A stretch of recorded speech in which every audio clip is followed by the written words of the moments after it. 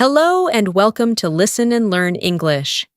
Today, I will share a powerful life story that can touch your heart and also help you improve your English step by step. You will hear simple words, real emotions, and a journey that feels true. This story is about a man who had nothing, not even a safe place to sleep, but later became one of the richest people in his city. Listen carefully, feel the emotions, and let the story guide your learning. My name is Soren Hale.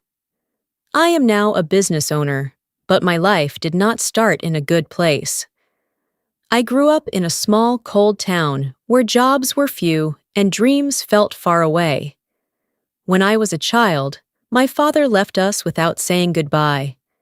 My mother worked long hours at a laundry shop, and I often stayed alone at home.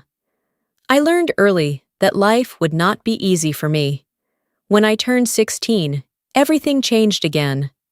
My mother became very sick and could not work anymore. We had no savings, no support, and no clear plan. I remember sitting beside her bed one night. She looked at me with tired eyes and said, "Soren, you must be strong. You must build your own life."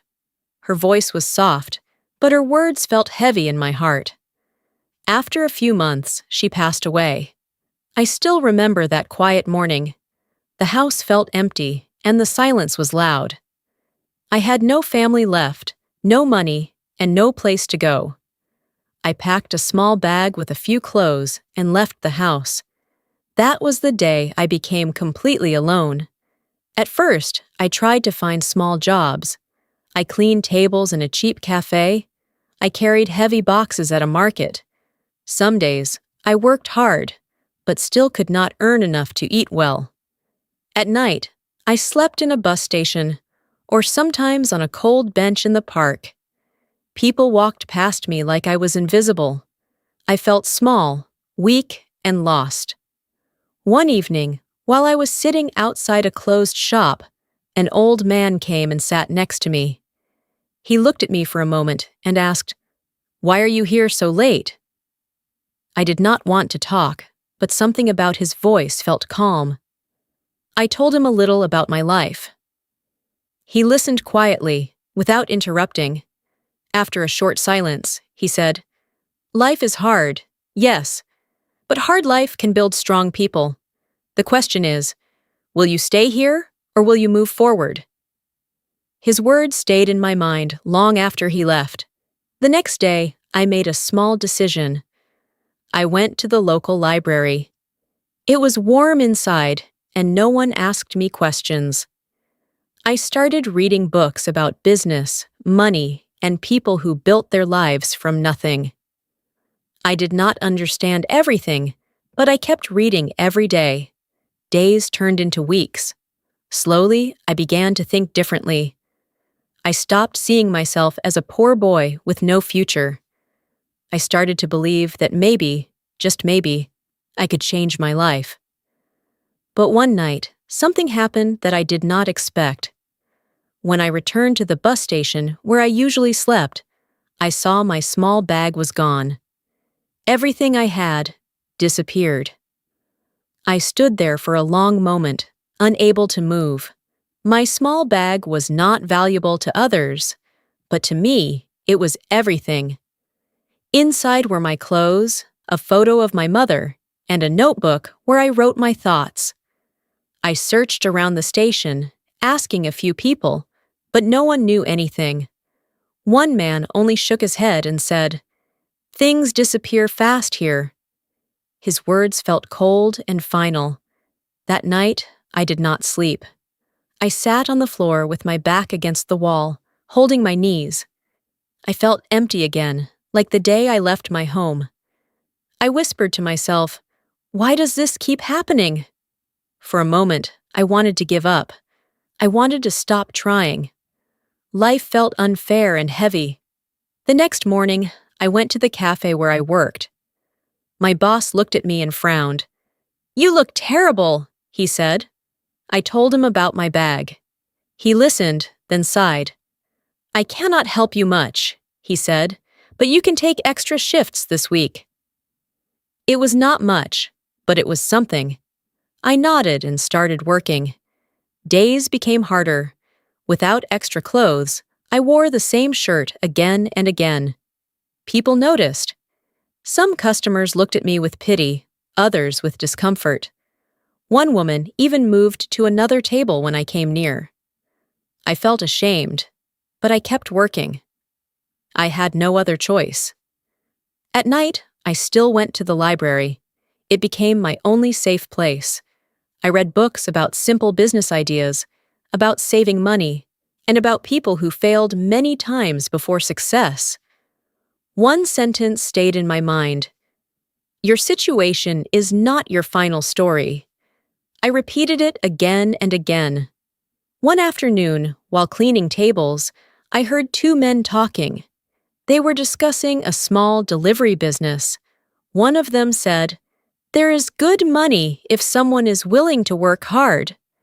My ears became sharp. I listened carefully, without looking at them. After they left, I could not stop thinking about their conversation. A delivery job did not need much education. It needed effort and time. I went to ask my boss if he knew anything about it. He looked surprised but said, "There is a small company nearby. They always need workers, but the job is tough." The next morning, I went to that company. The building was old, and the manager looked strict. He asked me, "Do you have experience?" I shook my head. He looked at my worn clothes and tired face. For a moment, I thought he would refuse me. Then he said, "We pay very little at the start, long hours, no excuses." I quickly replied, "I will work hard. I just need a chance." He watched me for a few seconds, then finally nodded. "Come tomorrow," he said. That night, I felt a small light inside my chest. It was not happiness yet, but it was hope. I still worked at the cafe in the mornings and planned to do delivery work in the evenings. I knew it would be exhausting, but I also knew I needed to change my life. My first day as a delivery worker was harder than I imagined.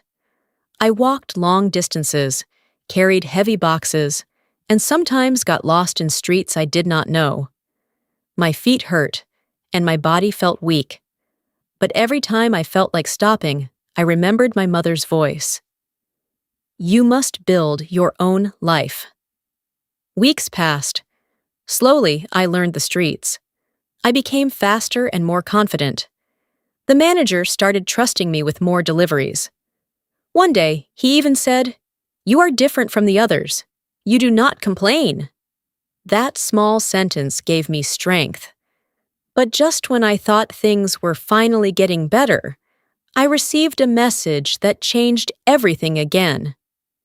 The delivery company was closing down, and I was about to lose my only stable job. When I heard the news, my mind went quiet. The manager called all of us together and said, "We cannot continue. The company has too much debt." His voice was firm, but I could see sadness in his eyes. Some workers complained loudly, others walked away without saying a word. I just stood there, holding a small box, feeling the ground disappear under my feet again. That night, I walked for hours without direction. I kept asking myself, why now? Why again? I had worked so hard. I had finally started to feel stable. Now everything was falling apart once more. I stopped near a bridge and looked at the dark water below. For a moment, fear and doubt filled my chest. I felt like I was always one step behind life. Then I remembered the books I had read. I remembered the sentence, "Your situation is not your final story." I took a deep breath and whispered, "Then I will write a better story." It was a small promise, but it felt strong. The next morning, I did something different. Instead of looking for another job, I thought about what I already knew. I knew the streets. I knew how deliveries worked. I knew people needed things moved from one place to another. A simple idea came to my mind. What if I started my own small delivery service? At first, it sounded impossible. I had no money, no office, no team. But I also had nothing to lose. I went back to the library and started writing a plan in a new notebook I bought with my last savings. I kept it simple. I would start alone. I would offer fast and honest service. I would take small jobs and build trust. I printed a few simple flyers at a cheap shop. On them, I wrote, "Fast delivery, low price, call Soren." I walked around the city and placed them on walls, near shops, and on busy streets. Some people ignored them. Some even laughed when they saw me. For 3 days, nothing happened. No calls, no messages. My hope started to shake. On the 4th day, my phone finally rang. My hands were shaking when I answered. A woman said, "I saw your flyer. Can you deliver a package today?" I quickly said yes. That first job was small, but it meant everything. I completed it carefully and on time. The woman smiled and said, "Thank you. You are very reliable." She even paid me a little extra. That night, I did not feel rich, but I felt proud. Slowly, more calls came. One customer told another. I worked from early morning until late night. I walked, ran, and sometimes borrowed a bicycle from a kind shop owner. I saved every bit of money I could. After a few months, I had enough to buy a second-hand bicycle. It was old, but it worked. With it, I could deliver faster and take more jobs. My small service started to grow. People began to recognize my name. One day, a man in a clean suit called me. He had a large business and needed regular deliveries. When I met him, he looked at me carefully and asked, "Can you handle many orders every day?" I paused for a second, then said, "Yes, I can." But the truth was, I was still working alone, and I had just promised something much bigger than I could handle. I walked out of that meeting with a mix of fear and excitement. My heart was beating fast. I had just promised something very big, and I knew I could not do it alone. That night, I sat in my small room and thought deeply. I asked myself, do I step back or do I grow? The answer came slowly but clearly. I had to grow. The next morning, I went back to the streets where I used to work. I looked for people like me, hardworking, honest, and in need of a chance. I spoke to a few young men and women who were doing small jobs. I told them my plan. At first, they were unsure. One of them, a quiet man named Callan, asked, "Can we trust this?" I looked at him and said, "I started with nothing. I understand your struggle. If we work together, we all move forward." 3 people agreed to join me. We did not have uniforms or a big office. We only had trust and determination. I divided the delivery areas and explained everything I had learned. The first week was chaotic. We made mistakes. Some deliveries were late. One customer complained loudly. I felt pressure again, but this time I was not alone. I gathered the team and said, "We will improve. We learn, not quit." Slowly, we became better. We planned routes more carefully. We communicated more clearly. Customers started to notice our effort. The man in the suit watched us closely. One day, he said, "You kept your promise. That is rare." Months passed, and our small service turned into a real company. We saved enough to rent a tiny office. Then we bought more bicycles, and later, a few small vans. More people joined our team. We were no longer invisible. People knew our name. Years later, I stood in a large office, looking out over the city. The same streets where I once walked alone were now full of our delivery vehicles.